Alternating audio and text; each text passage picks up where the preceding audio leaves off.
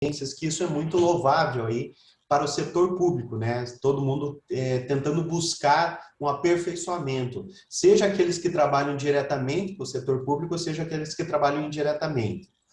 Então, a questão, Jean, de investimentos, né? Sempre a gente recebe essas perguntas, né? Se há algum empecilho, se há algum obstáculo. Na verdade, é o contrário, né? Há uma determinação constitucional de que a gente tem investimento prioritário na administração tributária. Então, nós temos aí, por exemplo, o artigo 167, o próprio artigo 37, coloca ali dentro dos seus incisos uma possibilidade e até uma obrigação, dever do Estado, de você vincular receitas públicas para investimento no setor tributário. Isso o Constituinte já olhou com sapiência, por quê? Porque é o ganha-pão. Então, se você investir no setor tributário, isso aí ele vai retornar, né? Então, hoje, por exemplo, eu falo até para os meus alunos, falei em outro curso, que esse auxílio emergencial, todos pensam que é uma bonança do governo, não é algo estratégico, que você vai, joga na economia e isso aí retorna através de tributos. Então, tudo que você fizer planejado e que você tem investimento prioritário no setor tributário, com toda certeza vai retornar. Então, o setor tributário precisa ser tratado com o respeito que a Constituição assim coloca. Então, o investimento prioritário sempre coloca, não é despesa de governo, mas sim investimento. E investimento você sabe que tem retorno, por isso que é bom ter esse monitoramento aí por parte do governo. E o retorno aí vai ser uma arrecadação maior. Legal, professor, mas na sua opinião, a arrecadação tributária municipal, ela é eficiente? Infelizmente, hoje as estatísticas e até as formas de arrecadação, elas não estão mostrando, assim, bons índices, né? A gente tem uma arrecadação no Brasil, principalmente a municipal, que embora ela seja alta no nível lato sensu de governo e levando em conta o que o contribuinte paga, principalmente de tributos indiretos, a gente não pode dizer que ela é eficiente. Ela tem alíquotas altas, né? Uma tributação que atinge aí índices alarmantes em relação ao PIB, mas nós não temos uma arrecadação eficiente.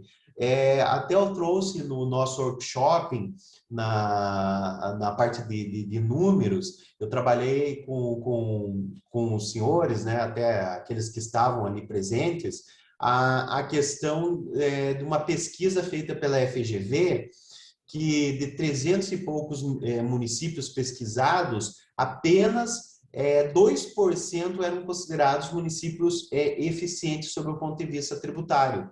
O que isso é alarmante, né? Porque a eficiência quer dizer o quê? Que aquilo que é proposto a arrecadar, o município tem uma estrutura tributária, tem um setor de fiscalização, tem número de pessoal suficiente.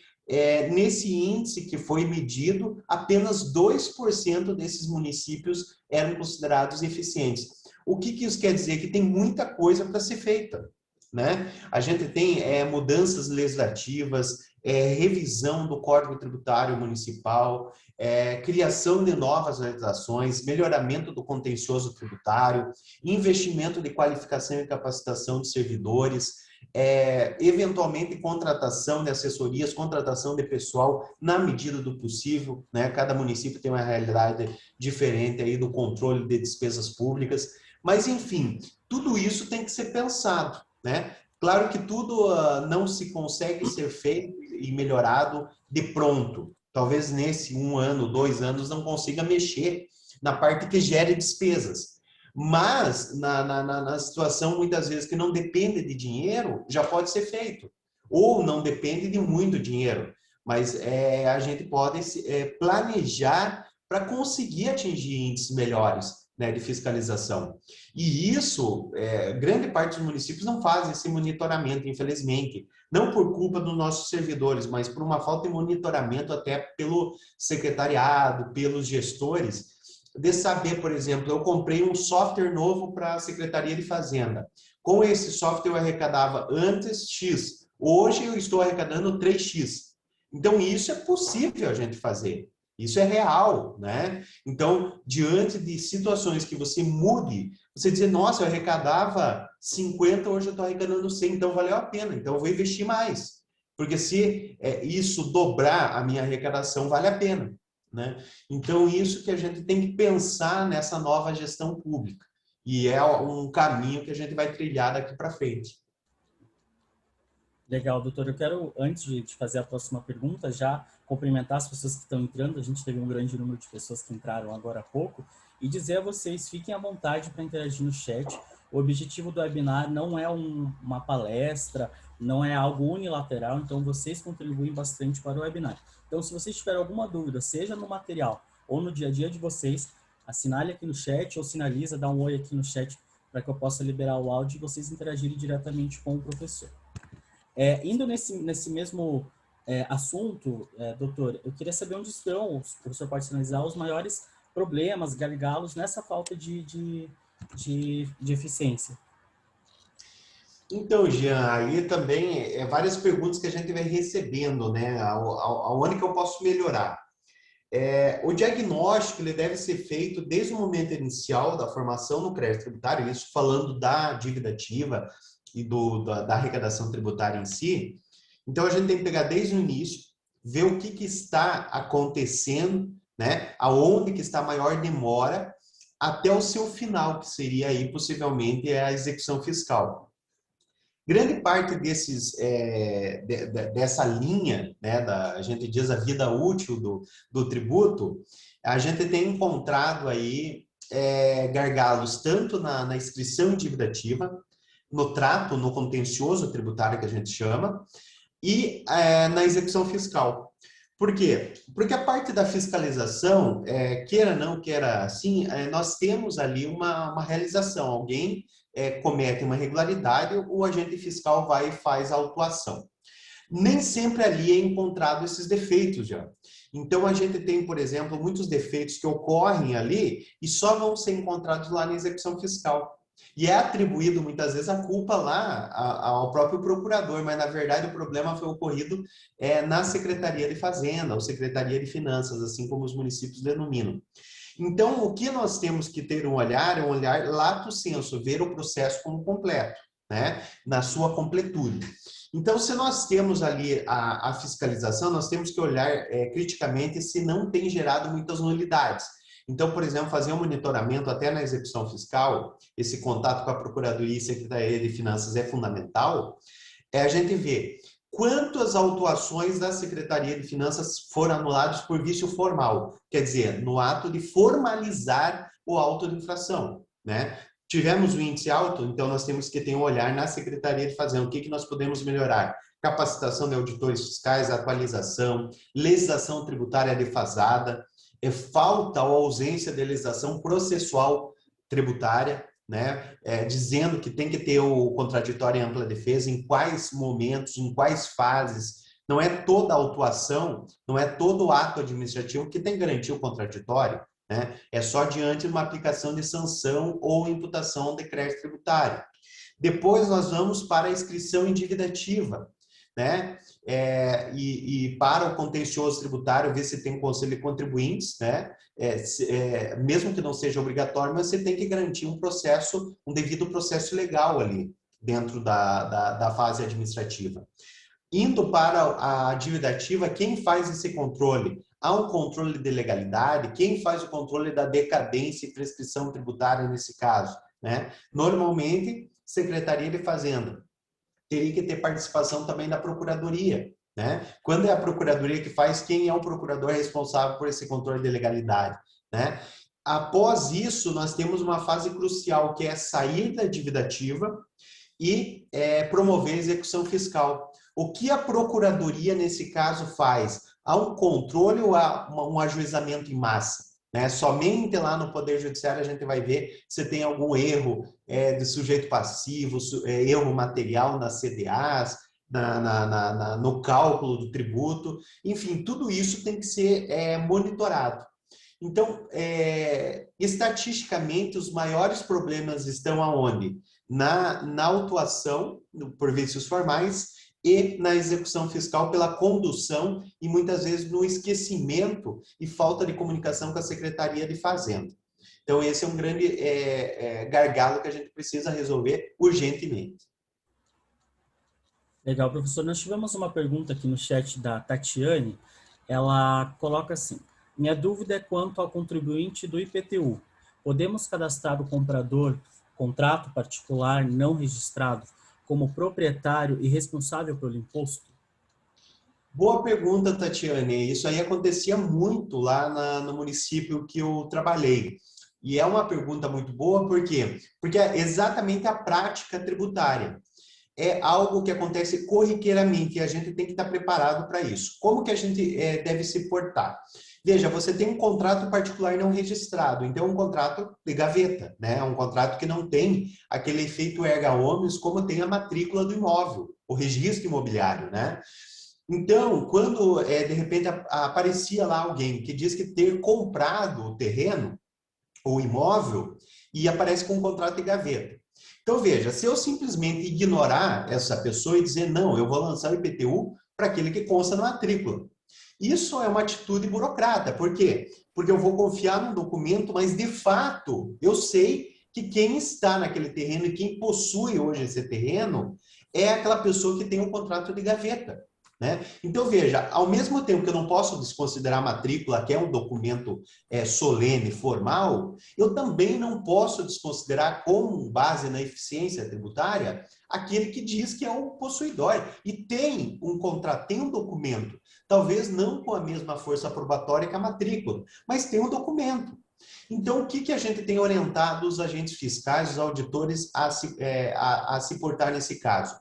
Pega aquele contrato, escaneia, né, digitaliza ele, coloca num arquivo que tem, normalmente os municípios têm um arquivo físico, a gente recomenda que já seja digital, né, para ter uma segurança maior, e coloca esse comprador, esse posseiro, né, que tem esse documento particular como um responsável solidário.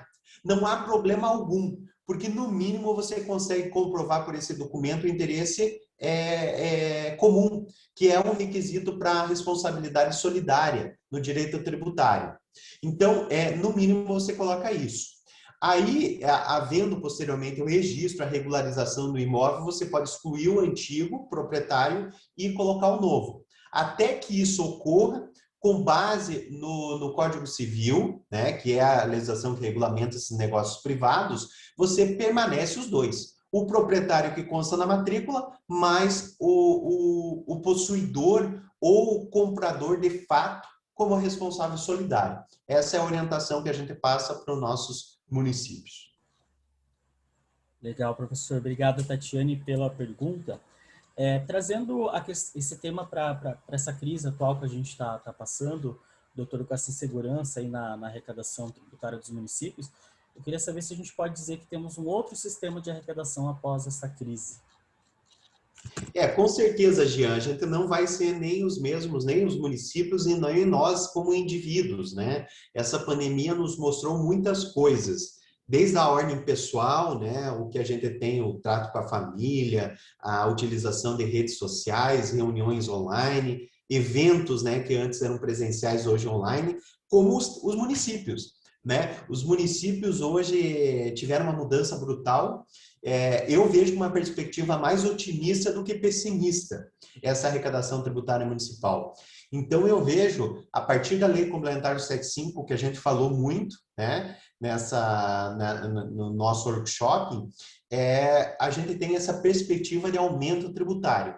Mas, para isso, a gente tem que preparar tanto a nossa legislação tributária municipal, né, eu já falei para os nossos alunos que eu disponibilizei um projeto de lei para adaptação da Lei Complementar 75 para a legislação municipal e até com orientações e contribuições acadêmicas que a gente pode fazer com uma forma de orientação do que deve ser alterado e o que deve ser otimizado dentro da arrecadação tributária, né?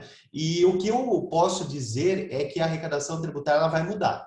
Ela teve uma queda brusca, mas há um caminho, há uma perspectiva muito boa pela frente para a gente ter esse aumento tributário.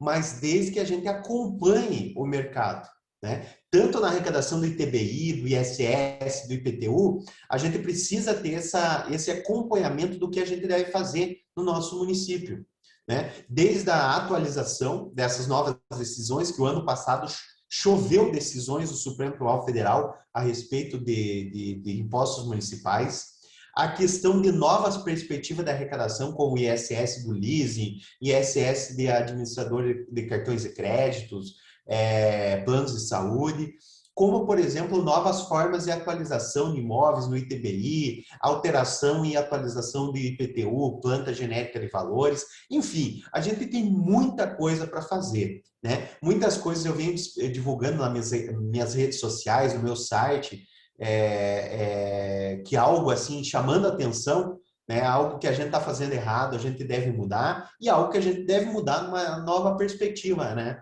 Ontem até eu participei de uma palestra lá na Universidade Paranaense, eu disse grande parte da nossa mudança hoje para o novo direito é o quê? É a mudança cultural. A gente estar preparado para isso. Então, veja, grande parte das situações que a gente fazia no ambiente virtual, presencial, a gente está indo para o virtual. Será que o direito tributário municipal está acompanhando isso? Será que a tributação vai conseguir acompanhar, né? Principalmente a nossa forma de fiscalizar, a nossa forma de atuar no processo, né? Falando para os procuradores municipais, e a nossa forma de ver a administração pública de uma forma geral.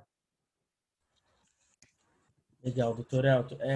A pergunta aí de $1 milhão de dólares, existe alguma oportunidade para que os municípios eles possam alavancar a arrecadação tributária de forma mais rápida e significativa e a curto prazo?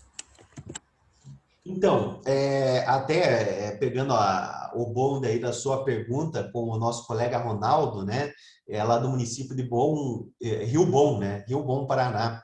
Ele vê a questão da tributação, grande problema, né, da queda da arrecadação.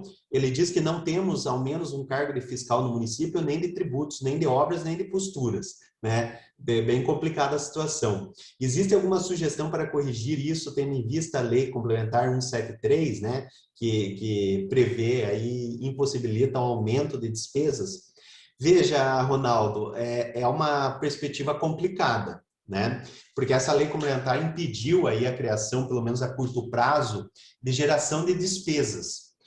O que você pode fazer, e isso já vou estendendo para outros municípios, porque é um problema que não deve ser exclusivo seu, mas vários municípios estão enfrentando, é a impossibilidade de criação de novas despesas frente a essa lei complementar.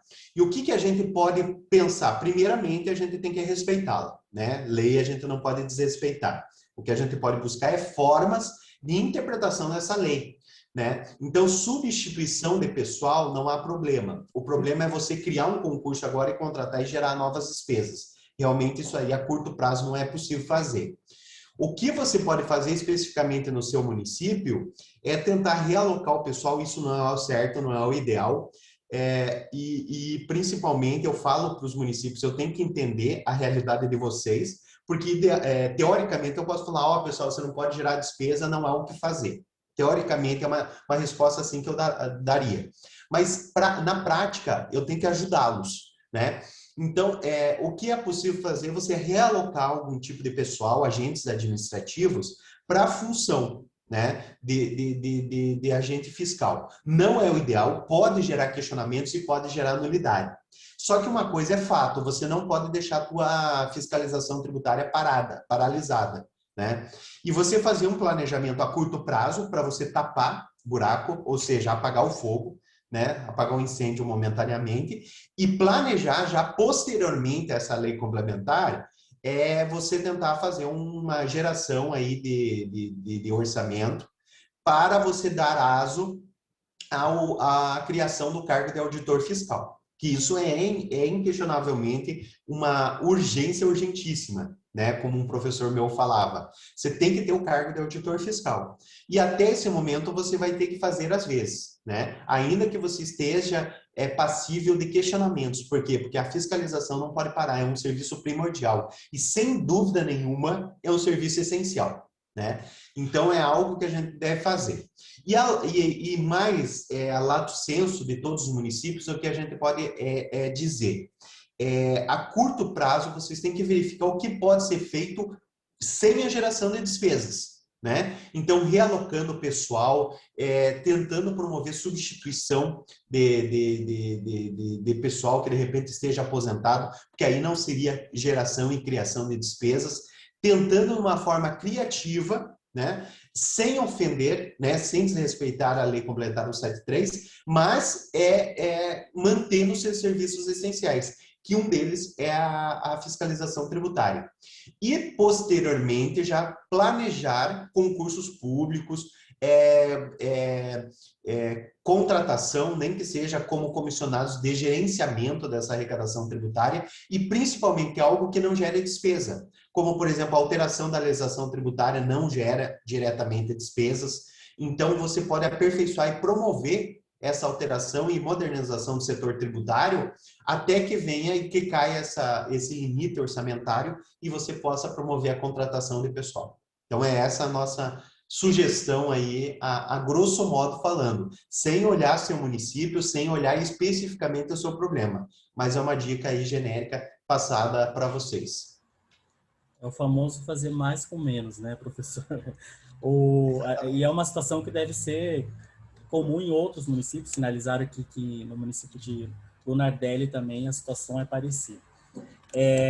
Já quase caminhando para o nosso final, professor, queria saber, sabendo da situação difícil agora das empresas que estão passando para tentar sair, né, dessa crise, qual que é a melhor conduta a ser adotada pelos gestores municipais, pelos prefeitos? Então, primeira coisa, o prefeito deve olhar para o seu setor tributário e ver o que ele precisa, né? Então, fazer um monitoramento, um planejamento de 1 a 2, 4 e 6 anos. Vamos imaginar assim, hipoteticamente. Um ano, o que ele pode fazer? Ele já sabe que tem a Lei Complementar 173, eu não posso gerar despesa. Então, o que é possível fazer? Pergunta aos servidores. O que vocês acham de melhoria que deve ser feito aqui no setor tributário? Nós podemos fazer aqui a contratação de pessoal. Ele já diz, não posso gerar despesa. Eu posso substituir, mas não posso contratar. Então, o que nós podemos fazer além disso? Alteração do Código Tributário Municipal. Tá. Criação de institutos como transação tributária, dação de pagamento de bens imóveis. Por que isso pode ser feito e não gera despesa? Porque você vai criar um grupo. Talvez esse grupo, eles não vão receber gratificações agora nesse momento. Daqui 1 ano ou 2, eu posso ter o pagamento de gratificações. Mas eu posso ser servidores que vão trabalhar num setor, por exemplo, que vai mexer com transações tributárias. Vai receber proposta dos contribuintes para pagamento do tributo, né? Então, isso não gera despesa. Eu posso fazer agora. Então, basta eu ter uma legislação, uma estrutura de servidores que futuramente eu vou prometer essa gratificação, porque agora eu não posso gerar despesas novas, mas eu posso já promover algo que vai me trazer um retorno. Ou seja, eu vou aumentar minha arrecadação tributária para que 2 anos eu possa gastar, né? Possa pagar a gratificação desses servidores, eu posso fazer o concurso para novos auditores, posso contratar novos procuradores do município e automaticamente eu vou aumentar minha arrecadação tributária. Eu tenho que pensar, então, preparar essa estrutura até para poder discutir de igual para igual com o pessoal, com os grandes devedores que vêm aí com a Lei Complementar 175. Instituições financeiras que administram leasing, grandes operadores de planos de saúde, né? Operadores de consórcios. Então, a gente tem que estar preparado. Sem um pessoal capacitado, a gente não vai conseguir enfrentar. Então, é basicamente nesse sentido que a gente deve caminhar aí, Gê. Legal, nós tivemos uma pergunta aqui no chat, professor, vamos lá. Infelizmente não tem o nome, mas ela diz: sou fiscal tributário do município de Santa Teresa, no Espírito Santo. Gostaria de saber quais critérios para fiscalizar os profissionais liberais, como, por exemplo, o contador que paga ISS fixo, mas tem-se vários funcionários trabalhando juntamente com ele. Então, isso é muito interessante, não tem o nome ali, né, Jean, mas ela se identificou como fiscal. Isso é muito interessante porque para você saber se você vai cobrar efetivamente o ISS fixo ou você vai cobrar o ISS sobre faturamento. Então, com base nisso, não tem outra maneira de você promover essa fiscalização a não ser ter um cadastro atualizado e muitas vezes promovendo a fiscalização em loco. Então, por exemplo, você sabe que aquele determinado contribuinte ou aquele determinado segmento de contribuintes costuma não ter atendimento à legislação tributária. Você vai lá, você vai e constata. E quando você for constatar, promove a fiscalização tirando a foto, né? Ela se identificou aqui a Brunella. Brunella, então você faz a fiscalização em loco, tira fotos, porque isso é importante para você constatar e ser irrefutável a tua fiscalização, apesar de você ter fé pública, né? E você autua. Na minha fiscalização, constatei que tal contador tem aqui vários sócios, inclusive advogados, tem funcionários, tem estagiários em número tal, tal, e tira foto. Isso é incontestável para você fazer uma fiscalização e você dizer, ó, aqui é uma organização empresarial, então eu vou cobrar o ISS sobre o faturamento. Então, normalmente, o que é desbancado é a organização empresarial, é a fiscalização em loco.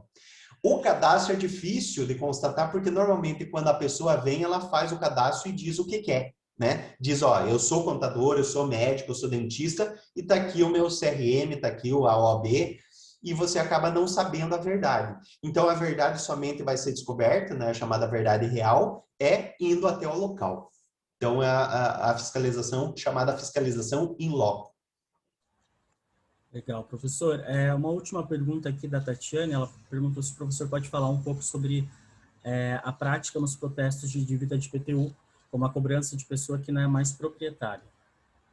Então, o protesto, né? Ela falou protesto, que cortou um pouquinho. Protesto, isso. Uhum. Então, o protesto de CDAs, eu falei e comentei bastante no workshop, que é uma medida muito eficaz, né? E principalmente para o IPTU, porque a nossa clientela, entre aspas, que é os nossos contribuintes do IPTU, são pessoas físicas.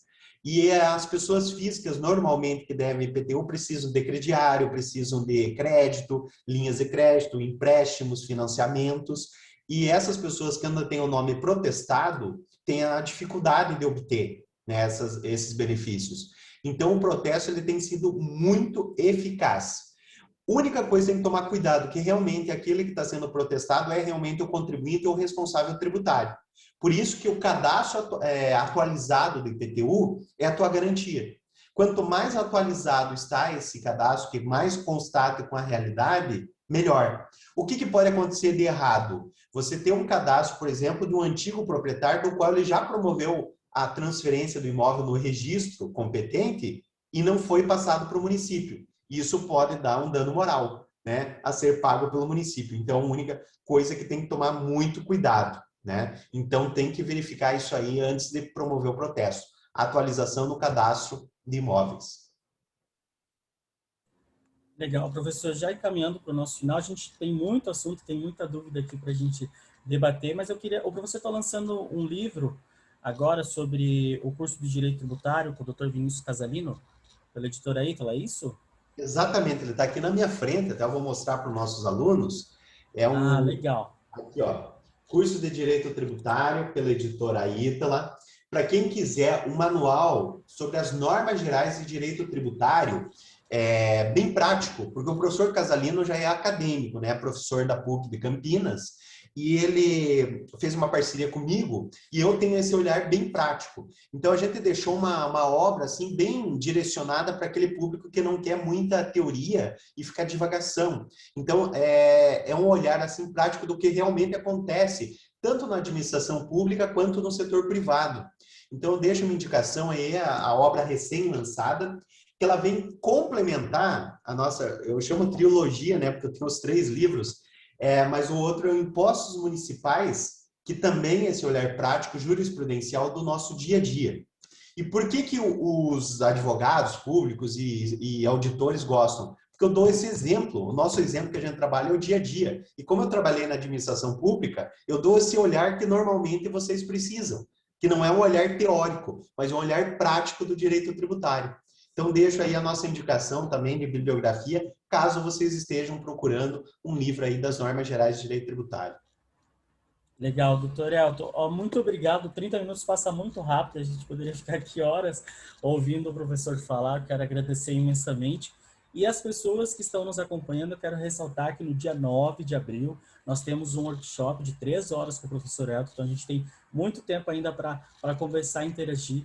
É importante ressaltar para vocês que o workshop de encerramento, ele traz conteúdo, ele não é uma mera formalização, então o professor vai trazer novos temas, vai trazer um aprofundamento em temas importantes, então quem puder participe no dia 9, às 9 da manhã até o meio-dia, nós vamos estar ao vivo com o professor Elton, trazendo o encerramento deste módulo de gestão dos tributos municipais, tá?